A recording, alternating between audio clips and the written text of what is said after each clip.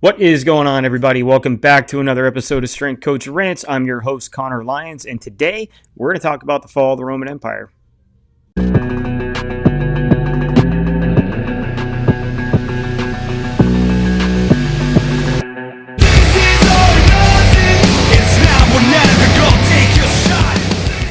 Before you click away, this entire episode is not going to be about the fall of the Roman Empire, just how it relates to some things that are going on within society today. If you saw the name of this episode or the thumbnail, it is Weak Men, Hard Times. We're going to talk about that continuum today and how it's affecting our culture. Now, you may be asking yourself also, what does this have to do with sports performance or strength and conditioning? The answer is not a whole lot. But we are working with the next generation of people. We are trying to create strong individuals. And, you know, the vast majority of the athletes that we work with aren't going to go out into the world and play in the NBA or the NFL or Major League Baseball or the NHL or even play Division I sports. But they are going to have to go out into society and become people. They'll be fathers. They'll be mothers. They'll be bosses. They'll be workers. And I think it's important to kind of understand what is going on right now in the world that they're growing up in. So that's what we're going to talk about today. Also, just been getting a good amount of traction even with just the audio of some of these episodes. So I figured why not try a little bit harder and actually talk about some things that are a little bit more interesting, spend a little bit more time making these episodes, because originally the entire purpose of this was just SEO for my website, for my gym. And then it kind of took on a life of its own. And so, you know, why not try to actually gain some listeners and some viewership? So that's what we're going to do here. All right. So to start off, we are talking about this continuum here. If you're listening and you're not watching, it is the four-generation continuum that was kind of coined by Michael Hopf, and we'll go into that in a little bit here. We're going to talk about all that and the Strauss-Howe Generational Theory and how it relates to all of this. But essentially, it is hard times create strong men. Strong men create good times. Good times create weak men, and weak men create hard times. Right back to the top, right? So you've got these essentially four different generations. I've heard a lot of people talk about this continuum as if it is something that historians did. In reality, it came from a book that was written back in 2016 by a guy named Michael Hopf, Hopf. And the name of the book was Those Who Remain. It was part of a series. It was the seventh book of this series, but it was like an apocalyptic future where they're having to rebuild society. And it came from a quote where father was talking to his son. I guess the world had just ended, and this was what he was talking to his son about, right? They were in the hard times create strong men, part of this continuum. And where this came from, in interviews that Hopf, I assume it's probably just Hopf, that Hopf had done, he talked about where this came from. And where it actually came from was something called the Strauss-Howe Generational Theory, and we're going to talk about that a little bit right now. But before we get into that, I just want to show this clip of a movie. Maybe many of you have seen it. It's called Idiocracy. It's an old Mike Judge movie. He's the guy that did King of the Hill, Beavis and Butthead. And it kind of sums up like what our society is currently going through right now. I really firmly believe we are either already in the hard times or we're in the weak men like create hard times part of the continuum. But this is a clip, and tell me how different this is from like the actual news clips that you watch day to day in real life here in 2024.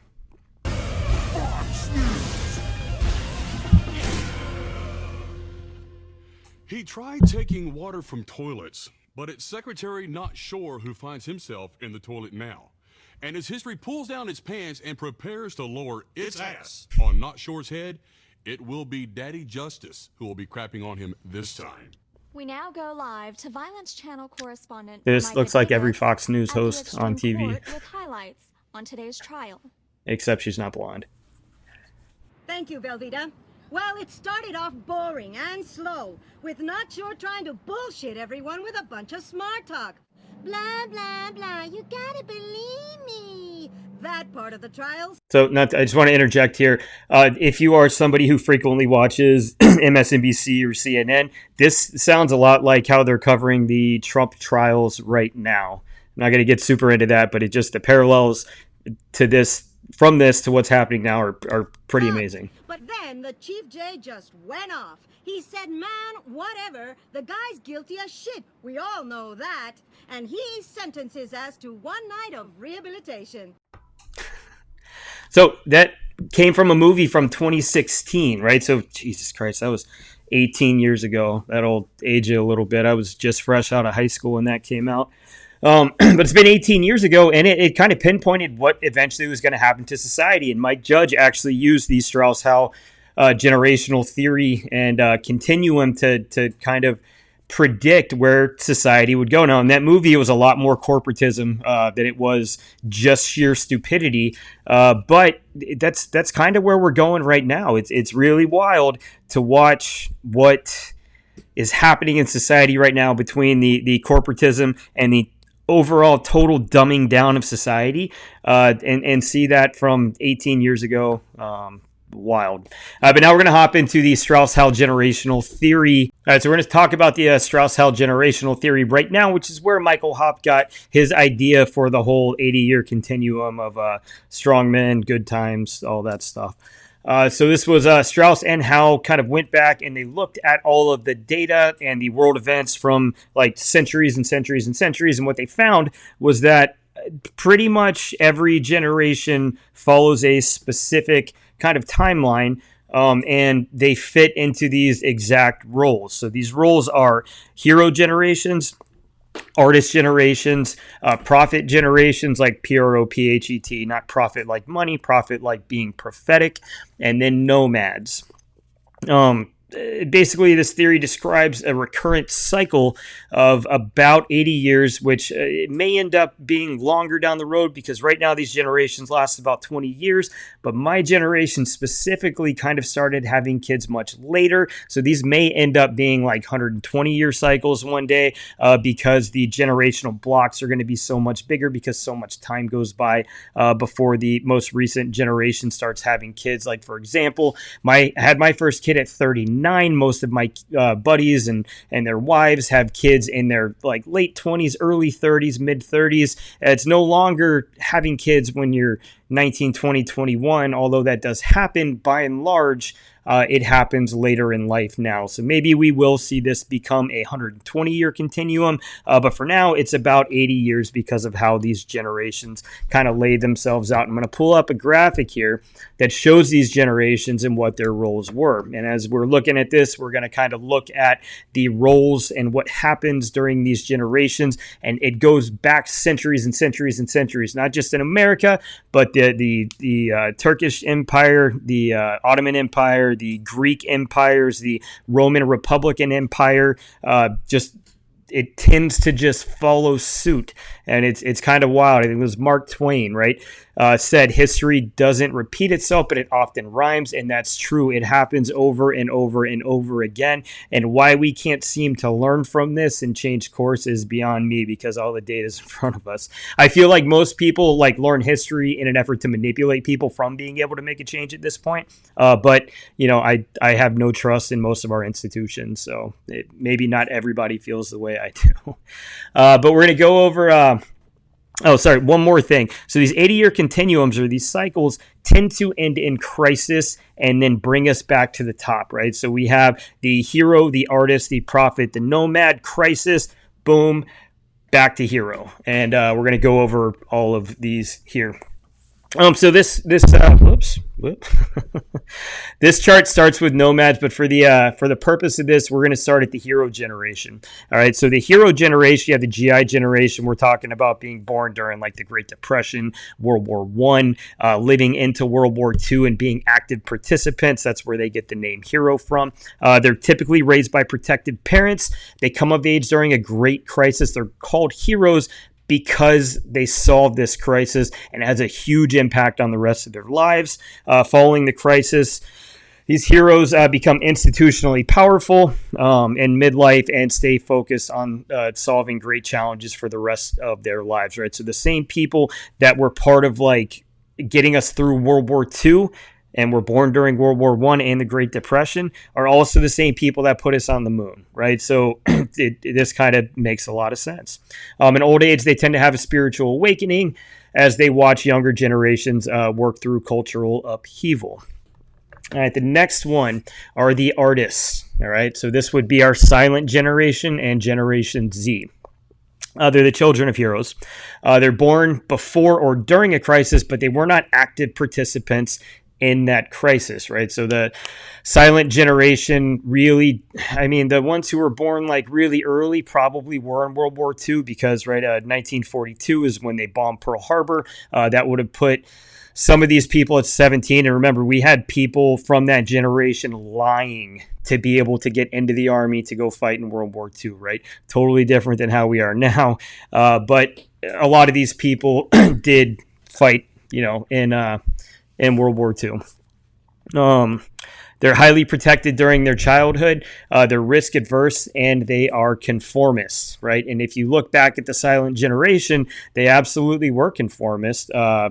They were relatively risk adverse. They just wanted to kind of live their lives and they didn't really do anything crazy. Then we go to prophets, right? So prophets on this list, all we have are the baby boomers. Their childhood post-crisis, their childhood during post-crisis is affluence. They know no real crisis, and that's very true of the boomer generation.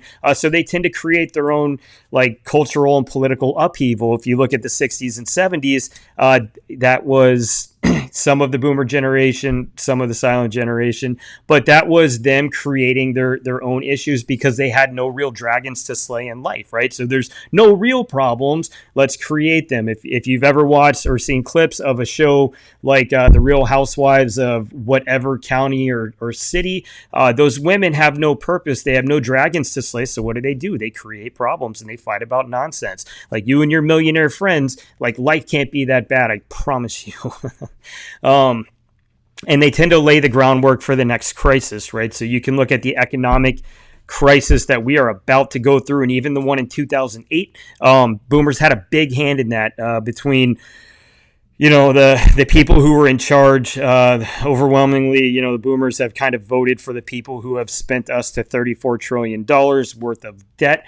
We've made political moves for the past 20 years to ensure that like boomers' nest eggs never lost value so that they could retire at the expense of the generations after them. It is what it is. You can fight me on it, but look at things like TARP. Look, I mean, like when it came to, COVID lockdowns, we shut the world down, right? And destroyed our economy to kind of help protect mostly the boomers, some of the silent generation, right? So, they did lay the groundwork for the crisis that we're about to experience. On top of that, the vast majority of people in Congress and in the White House are super old. They are boomers. They are in their 60s. I think the average age of person in the Senate is something like 65, which is the retirement age. Joe Biden, right? So is going to be 80 some odd years old running for president this year. Trump is 78. They're like the two oldest guys ever to potentially be the president of the United States. Bill Clinton is currently, he's been out of office for 20 some odd years now, and he's younger than both of them. So, whatever. We have a very aging, political elite class, and they're mostly boomers. And they mostly laid the groundwork for the horrors we're about to experience.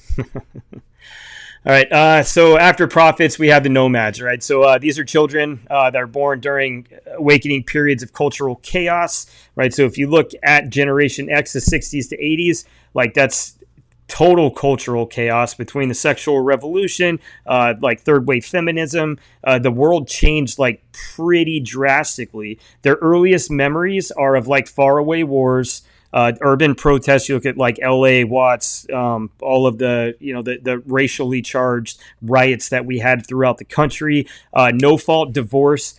Thank you, Ronald Reagan, for destroying our culture, and broken homes, right? Those are the earliest memories of Gen X, and they've kind of lived through all of that. They're often referred to as individual pragmatists, and they largely don't trust the society's institutions. on average. Let's see.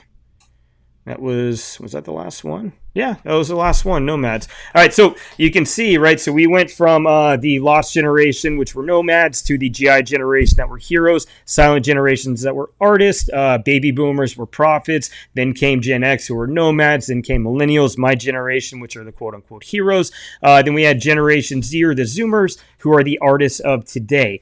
And it just, what's going to end up happening as far as like this continuum shows is that we're going to have some kind of crisis. I think it's going to be relatively soon, because there's no way that we can continue kind of trotting along the way that we are from a financial standpoint, for sure, but we're on the brink of a nuclear World War III right now, between everything that's happening in Russia and Ukraine. And then you look at the Middle East is absolutely on fire right now.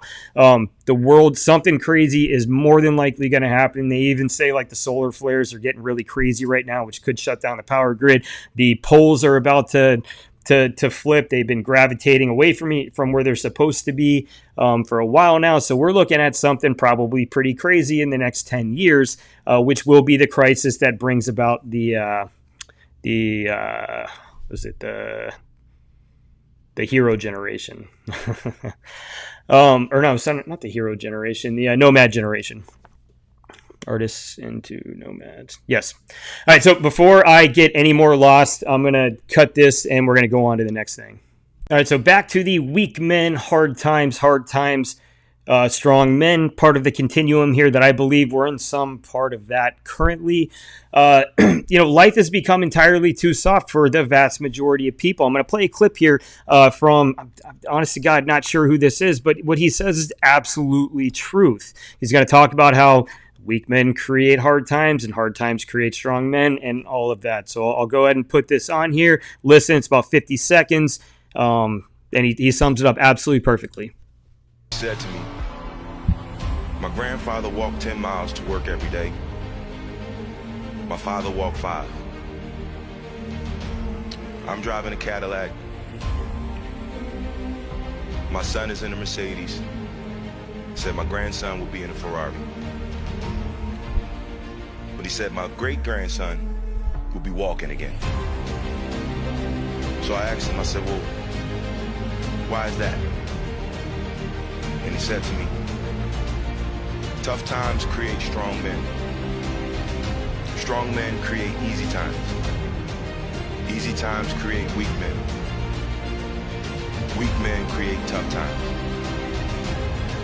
He said to me, many will not understand, but you have to raise warriors.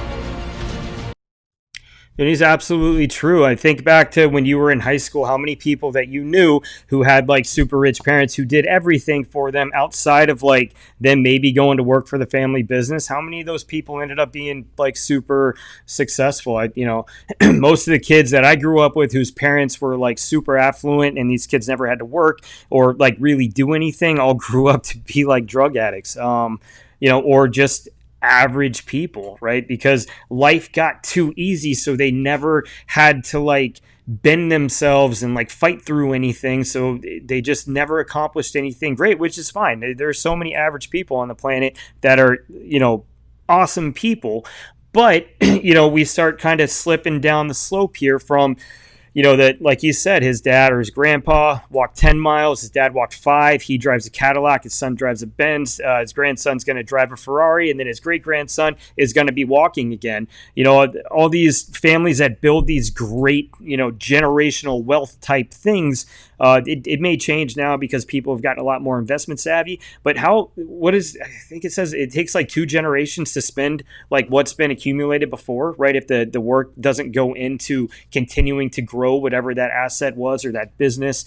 And it's true, because if you haven't had to work for it, right, then like it's really hard to understand how important it is to continue to work to grow it and even keep it for the most part, right? So we are currently in a time where we are fabricating issues, kind of like what happened in the 60s and 70s. We're fabricating problems because life has gotten too easy, right? And I think this kind of breaks away from what we were talking about with that generational theory, but comes back to the weak men, hard times whole continuum here. I believe that kind of holds a little bit more water with what's going on right now because we have no real dragons to slay. We have no purpose. Everything is too easy, right? We have DoorDash. We don't have to go to the grocery store anymore. People can work from home. We have more knowledge at our fingertips today, than ever in the history of the world. And we're some of the dumbest people, kind of going back to idiocracy, right? Like, we are a nation and a civilization of soft bitches. It is what it is. I'm going to pull up whatever you think of Peterson here. He talks about purpose and how that purpose is kind of the fire that forges you into what you are. And if you have nothing that you have to overcome, you're going to end up being a very soft individual and you become a weak man, and those weak men create hard times. So don't like him. That's fine. He's very good on 99% of the stuff he talks about. And I'm going to play a clip here. But the proper message for young people is to say, well, no, you don't understand. You want to take on responsibility. You want to take on the heaviest load that you can conceive of, that you might be able to move, because it gives your life nobility and purpose. And that offsets the tragedy. And not only psychologically, not only does it offset it psychologically because you have a purpose and something to wake up for, right, and to face the difficulties of the day, but also because if you face the difficulties of the day properly, you actually ameliorate suffering, not only in the psychological sense, but because you make the world at least a less terrible place. And that's something, right? To move things away from hell is something, even if you're not, self-evidently moving forthrightly to heaven. To move things away from the worst they can be is, well, that's a noble goal in and of itself. Right, we no longer have that anymore, right? There's kids that I work with that are in high school and college. They don't even really have to do their homework. 90% of them are using AI chatbots to write papers for them, to do homework for them.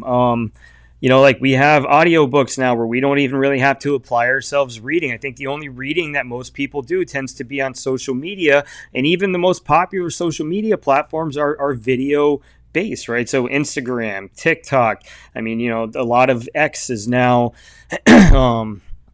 video based too, with Tucker Carlson, putting his whole show up there. YouTube is that's why we're there, because we can get a lot more viewership because people don't want to read. I write articles and they do pretty well. We have a pretty decent following. I've really shored up the SEO on our site, so we get a lot of clicks, but people would rather watch a video than they would to read something. So life has gotten entirely too soft, and we are now creating issues the whole gender debate. And actually, I'm going to pull up a clip on Rogan here, and he talks about how the obsession with gender and the sexual revolution was, and whatever you think about Rogan, he was quoting somebody else.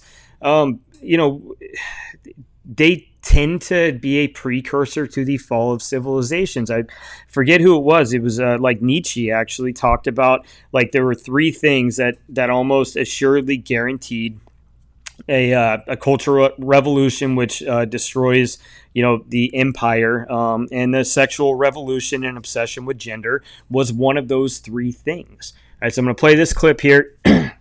And he talks about manufacturing conflict. And it's because we don't have any real dragons to slay today. So we create dragons to slay.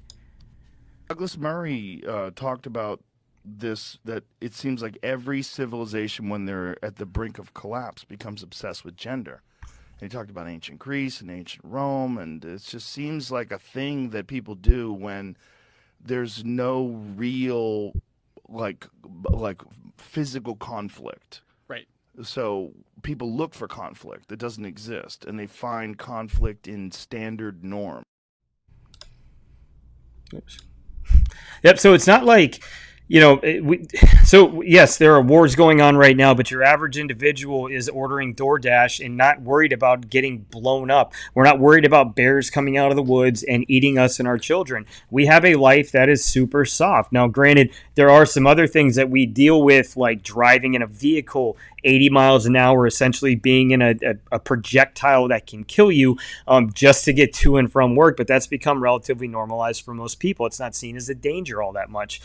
So like we live a life free of any real danger and any real conflict. So we create these problems in order to give ourselves some level of purpose, right? Are you following me? Hopefully you are.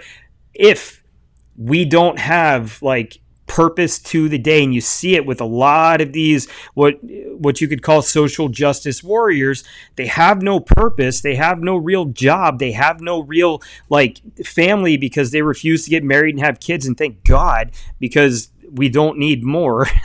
But they create these issues in an effort to be able to quote unquote slay those dragons, right? That's why they go and they try to help the quote unquote like downtrodden, marginalized minority, because there's no real purpose to their life otherwise, right? If these average social justice warriors weren't out and about, protesting and being upset about like shit we don't need to be upset about, like what would they be doing? You know what I mean? Like they, again, no real purpose.